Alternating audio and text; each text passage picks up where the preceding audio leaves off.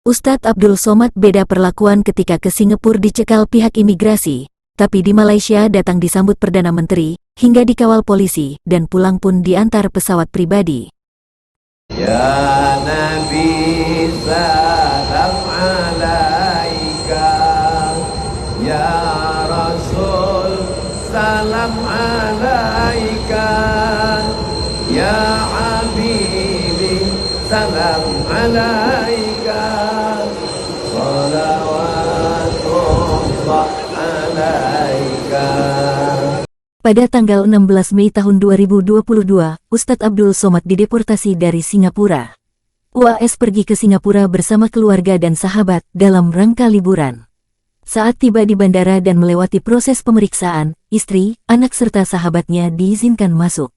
Namun seorang petugas imigrasi menarik dirinya. Padahal seluruh berkas mereka untuk masuk ke negara itu sudah lengkap. Jadi begitu saya mau keluar, ada pegawainya yang bawa tas saya disuruh duduk di pinggir jalan dekat imigrasi. Tas ini sebetulnya tas ustazah, isinya keperluan bayi. Jadi maksud saya mau kasih tas ini kepada ustazah yang udah lepas di sana, kata UAS. Dia petugas tak kasih tas ini, tak boleh lewat ke sana. Padahal orang ada di situ. Jadi luar biasa juga orang Singapura nih. Tas pun tak dikasihnya, untuk bayi pun tak dikasih, ujarnya. Petugas itu pun bertanya kepadanya soal kunjungan ini. UAS mengaku datang bersama keluarga dan sahabat dalam rangka liburan. Namun, petugas itu justru menjemput rombongan UAS yang awalnya telah diizinkan masuk. Mereka pun dibawa ke dalam ruang pemeriksaan imigrasi. UAS menceritakan petugas memisahkan ruang antara dirinya dengan rombongan. Saya dimasukkan ke dalam ruangan, lebar semeter, panjang 2 meter, pas macam liang lahat. 1 jam saya di situ, kata UAS. Sejam di ruangan itu, ia kemudian dipindahkan dan bergabung dengan rombongannya. Mereka ditahan beberapa jam sebelum akhirnya dipulangkan ke Indonesia. 4:30 sore, kapal terakhir baru dipulangkan. Memanglah orang ini luar biasa, ujarnya. Hal berbeda di Malaysia. Perdana Menteri Anwar Ibrahim menyambut baik penceramah kondang asal Indonesia Abdul Somad Batubara atau biasa disapa UAS di Malaysia. Hari Kamis, tanggal 13 Juli tahun 2023, dalam penyambutan ini, Anwar memeluk UAS PM Malaysia itu mengenakan kemeja motif keunguan, sementara UAS memakai topi dan jaket hitam dan semacam baju koko warna biru kehijauan. Hari ini saya menerima kunjungan Ustaz Abdul Somad Batubara, pendakwah yang berasal dari Sumatera Utara, Republik Indonesia yang juga dalam rangka ceramah di Malaysia minggu ini, tulis Anwar di Instagram. Di pertemuan tersebut, Anwar dan UAS membahas dinamika dakwah dan isu-isu agama di tanah Melayu. Keduanya juga sepakat betapa penting menyampaikan dakwah dengan bijak. Selain itu, Anwar menyampaikan pihaknya menghargai usaha ceramah UAS di tanah Melayu. Sesungguhnya para dai dan ulama di alam Melayu ini saling mendukung dan melengkapi pemerintahan Umara sejak sekian lama, ujar Perdana Menteri Malaysia ke-10 itu. Lebih lanjut, Anwar mengatakan peranan ulama Melayu seperti Syekh Daud Al-Fatani, Syekh Abdul Samad Al-Falimbani, Raja Ali Haji dan Buya Hamka berperan penting dalam melawan penjajah. Sementara itu, UAS membeberkan kekaguman dirinya terhadap Anwar Ibrahim. Ia sempat membayangkan pertemuan akan berlangsung tegang dan taat protokoler.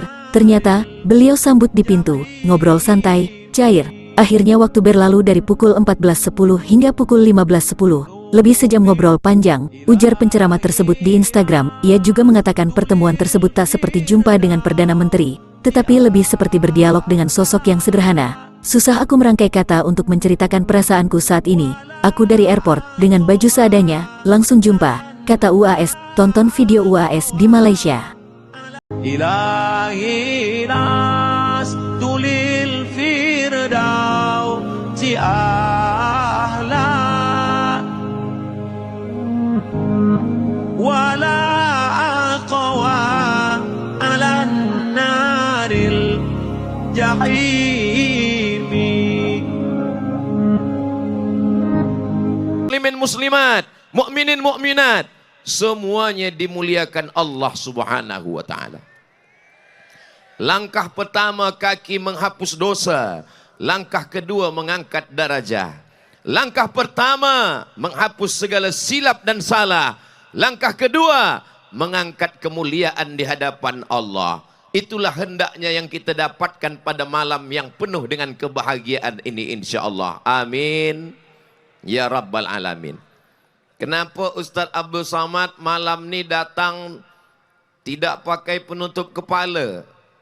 Memang sengaja macam tu. Sampai di atas baru dipasangkan tanja. Kenapa bertanja?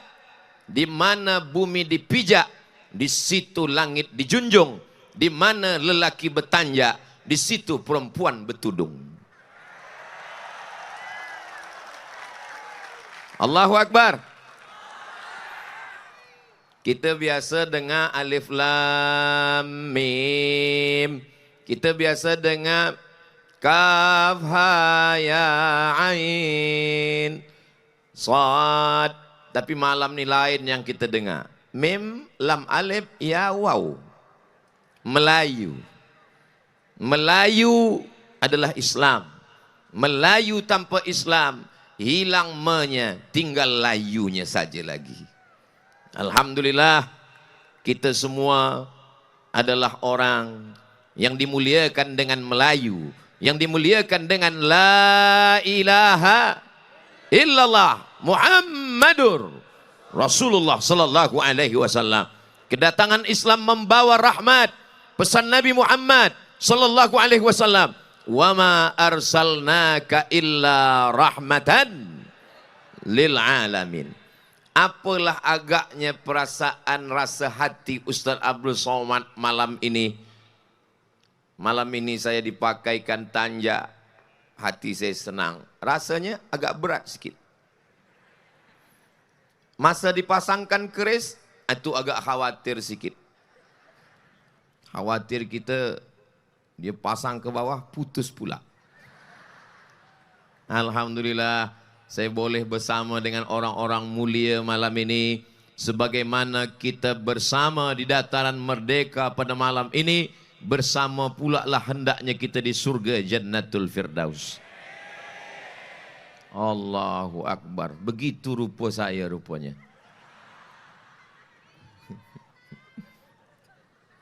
Tajuk kita adalah iman.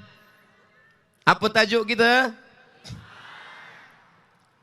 Apa yang membuat Nabi Adam tidak sombong, tidak angkuh, tidak takbur? Semua malaikat bersujud kepada dia. Malaikat yang suci, malaikat yang mulia, malaikat dari cahaya, malaikat yang tak berdosa bersujud kepada dia. Tapi dia tak sombong, dia tak rasa diri dia lebih mulia. Kerana dia ada iman. Dia tahu bahwa kemuliaan itu hanya pinjaman dari Allah Subhanahu wa taala. Orang beriman tak sombong, orang beriman tak angkuh. Begitu juga dengan Abdul Somad malam ini. Ini semua hanyalah pinjaman sekejap mata. Lepas ini saya bawa balik ke Riau. Apa kata saya semasa memakai baju Melayu ni tadi? Saya pakai ini kejap. Pakailah pakaian-pakaian dunia ni semua.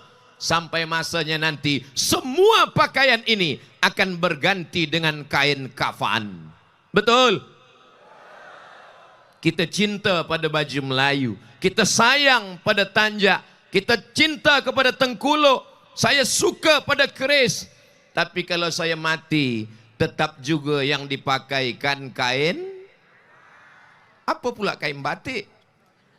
Kain kafan yang dibawa serta menghadap Allah Subhanahu wa taala. Ketika Nabi Adam alaihissalam jatuh ke bumi dari tempat yang paling tinggi, surga, jatuh ke tempat serendah-rendahnya tanah, dia tidak putus asa. Apa yang membuat dia tidak putus asa? Iman. Sebab dia tahu yang mengangkat dia tinggi adalah Allah, yang menjatuhkan dia juga Allah. Tu'izzu man tasha wa tudhillu man tasha biyadikal khair. Dalam genggaman kuasamu ada kuasa Allah Subhanahu wa taala. Begitulah hebatnya iman.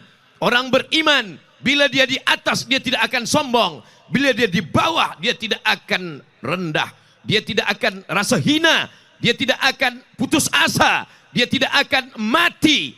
Sebab saat tinggi dia bersama Allah, saat rendah pun dia juga akan bersama Allah. Inilah yang kita tanamkan pada anak-anak kita, insya Allah. Insya Allah. Kalau anak kita tanamkan iman, Nanti dia akan menjadi orang yang mulia, yang hebat, yang dihormati. Dia tidak akan sombong. Manakala hidupnya dipukul ombak, dihempas gelombang. Dunia adalah lautan samudra yang luas. Ombaknya kuat, anginnya puting beliung, karangnya tajam. Tapi dia tidak akan putus asa. Dia tak akan takut. Sebab apa? Iman. Apa yang membuat kita kuat? Iman. Apa yang membuat kita tak sombong? Iman. Apa yang membuat kita tak putus asa? Iman. Kenapalah jamaah ni tak ada? Biasa kalau saya bagi tazkirah, jamaah menengok ke muka saya. Hari ini semua menengok ke sana. Tak apa, mandang ke mana pun tak apa, sama saja. Setengah orang dia tengok, Ustaz Somad, kami pandang di YouTube tu agak hitam sikit. Bila kami tengok live, lebih hitam.